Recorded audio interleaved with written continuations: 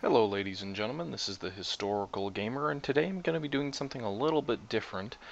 First of all, the first part that I'm doing differently is I'm playing MLB The Show 14, or MLB 14 The Show. I don't do a whole lot of mainstream games, and this is actually being played on PlayStation 4. It's a PlayStation exclusive, just came out on PlayStation 4, been out on PlayStation 3 for a little bit over a month now. But I've always loved the show, and it's one of my favorite games, so I figured I'd go ahead and play it and show you guys a little bit of it. Um, One of the reasons I'm doing something like this, where I'm showing a different game, is because I'm doing something a little bit different in terms of topics. What I'm going to be covering today is actually net neutrality and kind of the rumors behind what the FCC is going to be doing about it and why I think it could be devastating for the U.S. economy and, let's face it, the global economy, because we live in an information age where it doesn't matter where you are in the world anymore. Any policy change by one country could affect every other country in the world. So, the U.S. changing its policy with how it handles internet access could devastate not just the U.S. but the world. And likewise, I'm not just saying that about the U.S. If Europe or China did similar things, they could cause similar issues. So that's going to be the topic of this relatively short video here. And let's go ahead and jump into it. First of all, what is net neutrality? Because that's really what this is about. This is about net neutrality.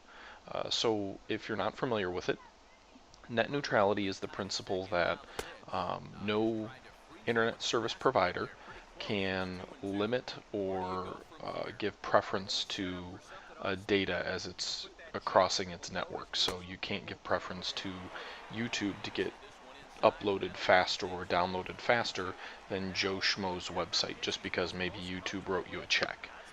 That's the basic tenet of the idea of net neutrality, is you can't give preference to uh, one one type of data over another, and you can't charge people extra to get your service there quicker.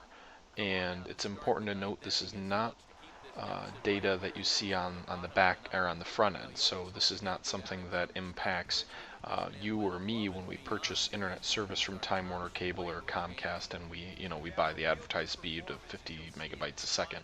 What this is back end. So this is internet speeds or internet data transfers that occur on the back end. So Joe Schmo's company transferring data or basically providing a service. So when Netflix streams videos to you, you download them at a set speed based on what you pay for, but then Netflix's actual data transfer from Netflix to Comcast, and then Comcast controls the front end from Comcast to you, but Netflix to Comcast can't be preferenced toward YouTube over Netflix. That's the basic tenet of it, or the basic understanding of net neutrality.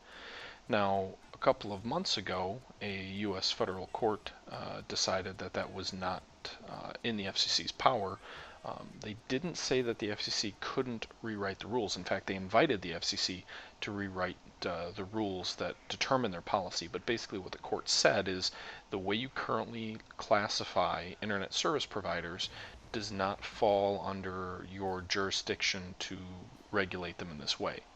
But the court even said if you want to reclassify internet carriers or rewrite your own policy, your own laws, then go ahead and do that.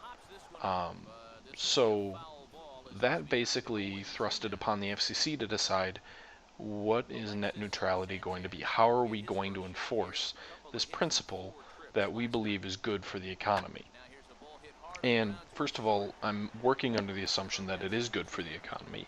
And really basic, I'll explain it a little bit more in depth later, but really basically the reason I think it's good for the economy is because it creates a level playing field for different companies to compete over the internet.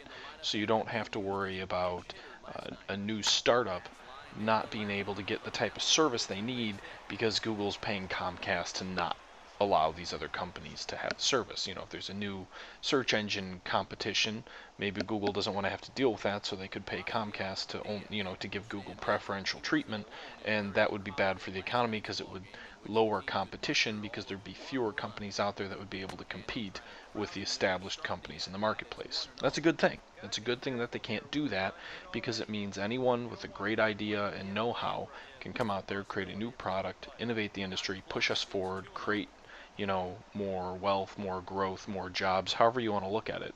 It's a good thing that you have more competition. Competition brings prices down. It also creates innovation, new products, new services, etc., all generic good things. Um, so, recently, within the last couple of days, going back to the FCC, within the last couple of days, it's come out that the FCC has a new draft for what they're going to do with net neutrality. And boy, is it not good.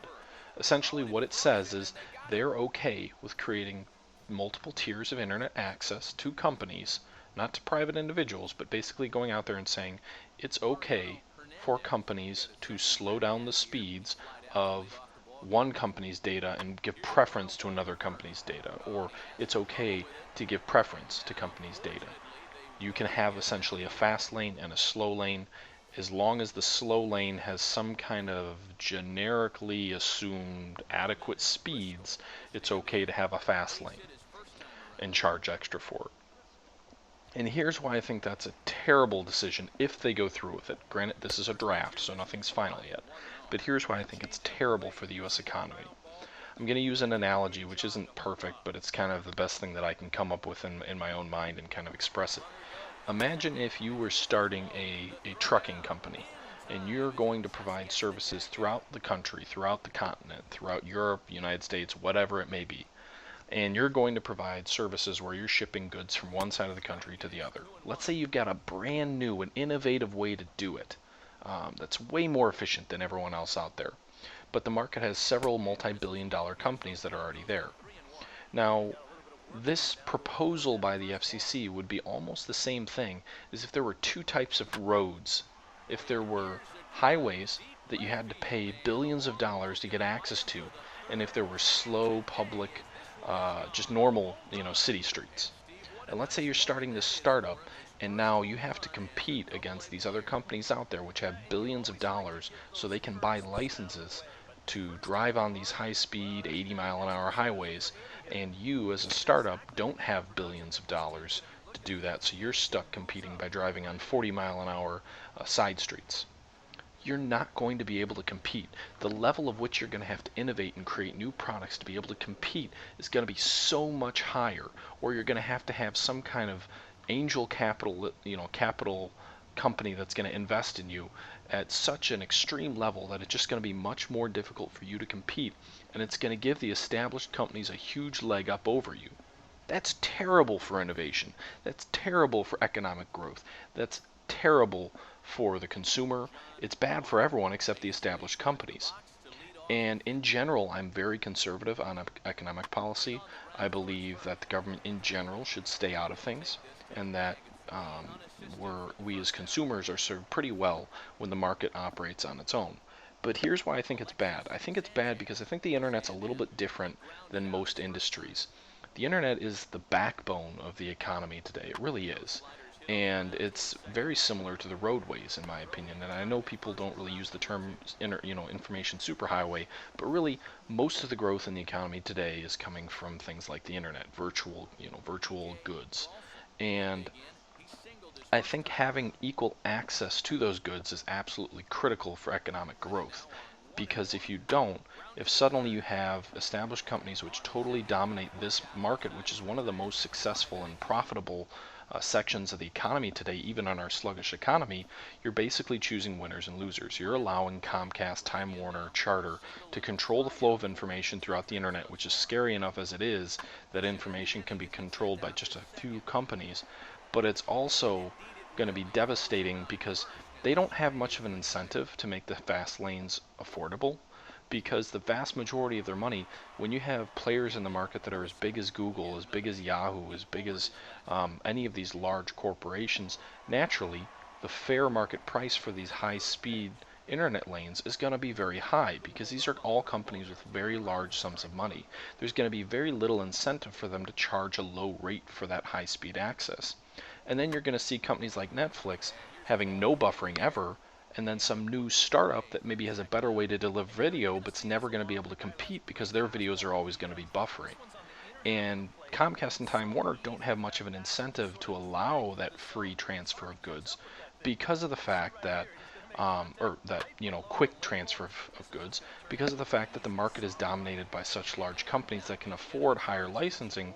They're not going to, if they charge lower, they're going to lose out. They're not going to maximize profits, which, in my opinion, generally companies maximizing profits leads people to be better off in the long run. Granted, there are exceptions, but we'll just make that assumption.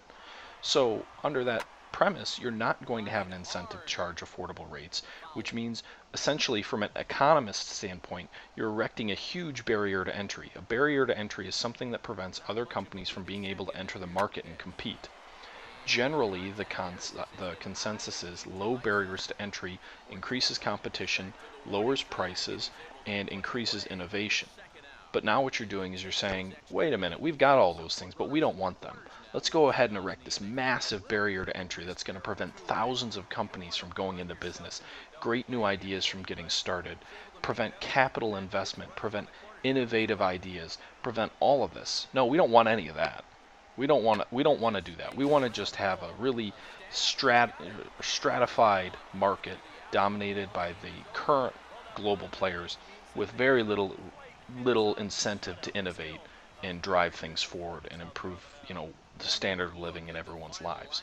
And that's the issue I have, because that's the direction I see this playing out. I could be wrong. I hope I'm wrong. But I think there's a real big danger to the policies that the FCC has proposed. And I think they deserve a lot of the flack that they're getting.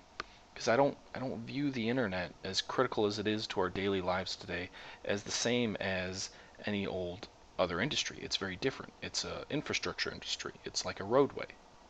But anyway, that's my 2 cents. That's my thought. That's why I'm really concerned about it. Leave a comment if you agree or disagree, and thanks for tuning in. This is the Historical Gamer. Until next time, signing out.